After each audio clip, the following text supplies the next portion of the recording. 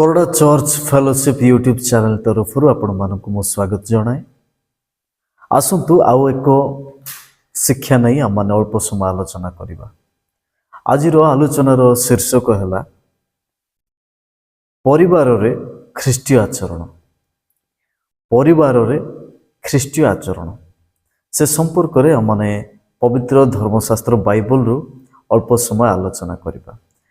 वास्तव में आमर आचरण परिवार रे कि प्रकार हेबा आवश्यक। तेणु पारिवारिक शिक्षा आमान को नितांत आवश्यक रही अछि। आसंतु आमने देखिबा परिवार मध्यरे आमने सर्वप्रथमे बापा माँ को देखि थाउ एवं बापा माननको निमंते कौन लेखा जाय अछि से संपर्क रे आमने देखिबा। आमने कलसीय 3 अध्याय आमने खोलिबा आउ सेठी आमनकर वाक्य रे प्रकार लेखा जाय अछि, हे स्वामी माने आपण आपणा भार्य माननकु प्रेम करो, सेमानक प्रति कटु व्यवहार करो नाही। देखंतु आम समाज रे स्वामी माने स्त्री मानक प्रति कि भली व्यवहार करिथांती। अनेक परिवार रे निज स्त्री प्रति निजर प्रेम प्रदर्शन करिथांती एवं आउ अनेक आउ किछि परिवार रे निजर स्त्री प्रति स्वामी मानकर आउ कि प्रकार व्यवहार रही थाए आउ सेमानकर जेपरि कि शासन सेमानकर उपरे शोषणर व्यवहार रही थाए। सेमानक उपरे एक बोझ सदृश कोठी न कोठी जे कोनोसी विषय लदी दिया जाउथवा विषय माने निरीक्षण करूछु। किंतु बाइबल हमनकु कहे जे स्वामी माने अपना अपना भार्य मानकु प्रेम करो, कारण प्रेम ही सर्वश्रेष्ठ विषय जहाँकि आमानकर पारिवारिक जीवन को स्वामी स्त्री रो जीवन को सुदृढ़ करि थाए। जदि आपण आपणकर स्त्री सम्मुख रे किंबा आपण निज स्वामी सम्मुख रे किछि गुटे त्रुटि करिथांती, किछि गुटे भूल करिथांती, ताहा केवल प्रेम द्वारा ताहा समझौता हो पारिबो। आपण परस्पर क्षमा देवा द्वारा ताहा रिकन्सिलिएशन हो पारिबो, उत्तम बुझामणा हो पारिबो। तेणु आवश्यक रही प्रेम। तेणु बाइबल प्रेम प्रकाश करिया निमंते स्वामी मानक विशेष करी एही स्थान रे शिक्षा दिए। एवं द्वितीय आमने देखुछु हे भार्य माने प्रभु को सहभागितार उपयुक्त आचरण अनुसार आपण आपणा स्वामी मानकर वशीभूता हुआ। एठी स्वामी मानकर वशीभूता हेबा पई लेखा जाय अछि। ईश्वरंकर वाक्य स्वामी स्त्री को संबंध रे आमान को शिक्षा दिए। सर्वदा जने स्त्री स्वामीर बसर रहिबा आवश्यक रही अछि। आमाने अनेक परिवार गुड़िक देखि थाउ जे निजर स्वामी स्त्रीर अधीन रे थिबार एवं स्त्री स्वामी उपरे कर्तृत्व करिवार आमाने देखि थाउ। किंतु परमेश्वरंकर वाक्य ए प्रकार कहे जे स्त्री को उत्तम रूपे प्रेम करिया पई स्वामी को शिक्षा एवं स्त्री मध्य सर्वदा स्वामीर बसरे रहिबा, तांकर आदेश को तांकर परामर्श को सर्वदा पालन करने आवश्यक रही अछि। आमर ओडिया समाज रे मध्य एहा को अति गुरुत्व दिया जाय थाए। अनेक आमानकर अंचल गुड़िक किंबा अनेक आम संस्कृति रे एहा आमने देखि थाउ जे स्वामी को से माने अति भक्ति करि थांती। स्वामीर बिना परामर्श रे कुआडे जानती नाही किबा स्वामींकर बिना परामर्श रे कौनसी ऑनलाइन व्यवसाय करंती नाही, कौनसी मार्केटिंग करंती नाही। तेणु यह वास्तव विषय परस्पर वार्तालाप, परस्पर बुझामुणा, परस्पर आलोचना, परस्पर विभिन्न विषय योजना प्रस्तुत करिवार यह उभय को उपरे निर्भर करता है।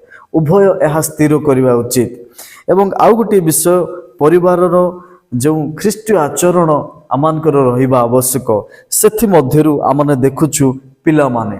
ତୃତୀୟ ବିଷୟ ପିଲାମାନଙ୍କ ସମ୍ବନ୍ଧରେ ଲେଖାଯାଏ। ପ୍ରିୟ ବାପା ମା ଭାଇ ଭଉଣୀମାନେ, ଲେଖାଯାଏ ହେ ପିଲାମାନେ ସମସ୍ତ ବିଷୟରେ ପିତାମାତାଙ୍କର ଆଜ୍ଞାବହ ହୁଅ। ଆଜିର ସମାଜରେ ଆମମାନଙ୍କର ପୁଅ ଝିଅମାନେ, ଆମମାନଙ୍କର ଭାଇ ଭଉଣୀମାନେ କି ପ୍ରକାର ଆଜ୍ଞାବହତା ଆମେ ଦେଖିପାରୁଛୁ।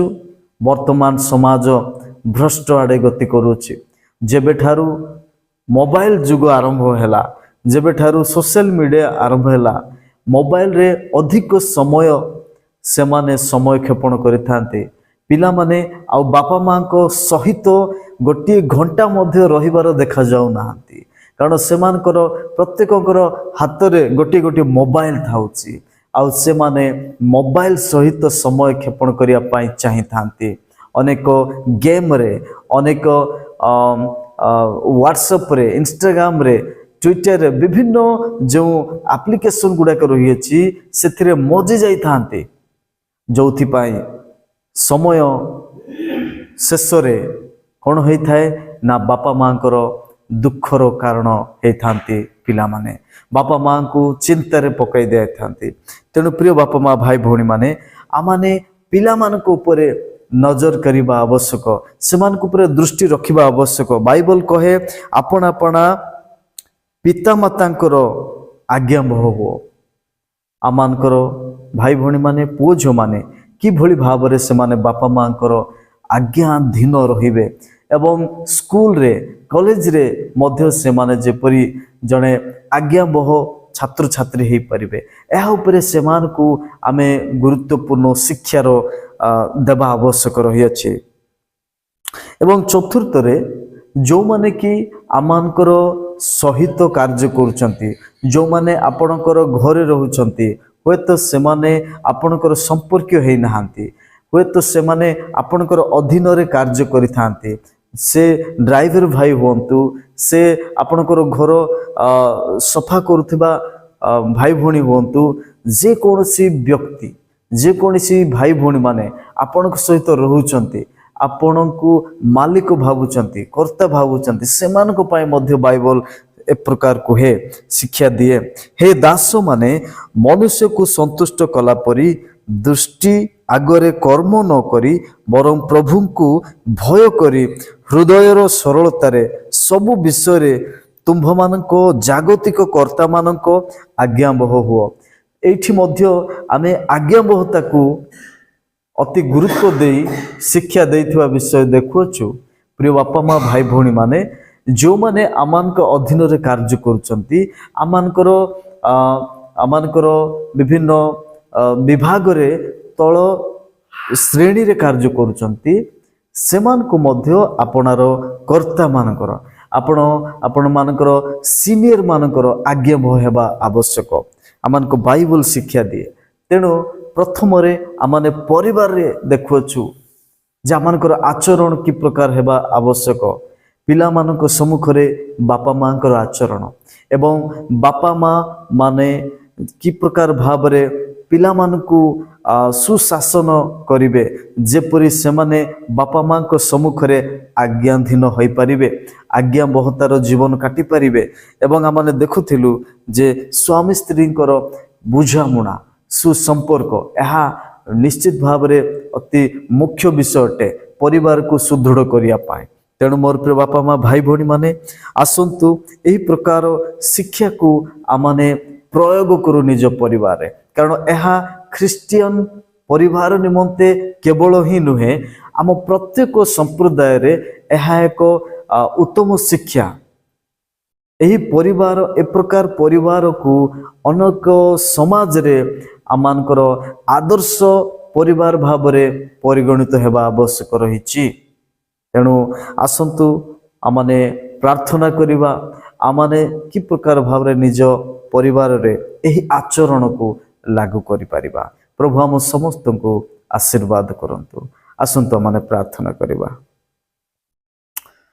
ହେ ଆମମାନଙ୍କର ପବିତ୍ର, ଅତ୍ୟନ୍ତ ପବିତ୍ର ପ୍ରେମମୟ ସ୍ୱର୍ଗସ୍ଥ ପିତା, ଆମେ ଧନ୍ୟବାଦ କରୁଛୁ, ପ୍ରଶଂସା କରୁଛୁ।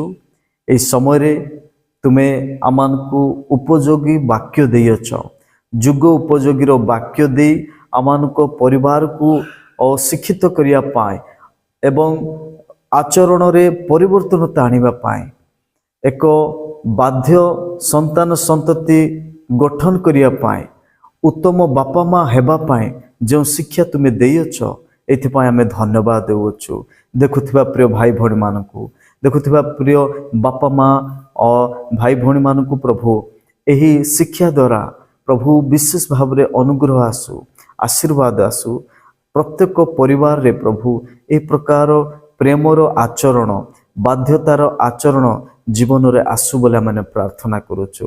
ସମସ୍ତଙ୍କୁ ପ୍ରଭୁ ତୁମ ପାଦ ତଳେ ସମର୍ପଣ କରୁ କରୁ ସବୁ ବିଷୟ ପାଇଁ ଧନ୍ୟବାଦ ଦେଇ ପ୍ରାର୍ଥନା କେବଳ ଉଦ୍ଧାରକର୍ତ୍ତା ପ୍ରିୟ ପ୍ରଭୁ ଯୀଶୁଙ୍କ ନାମରେ ଉତ୍ସର୍ଗ କରୁଅଛୁ। ଆମେନ୍।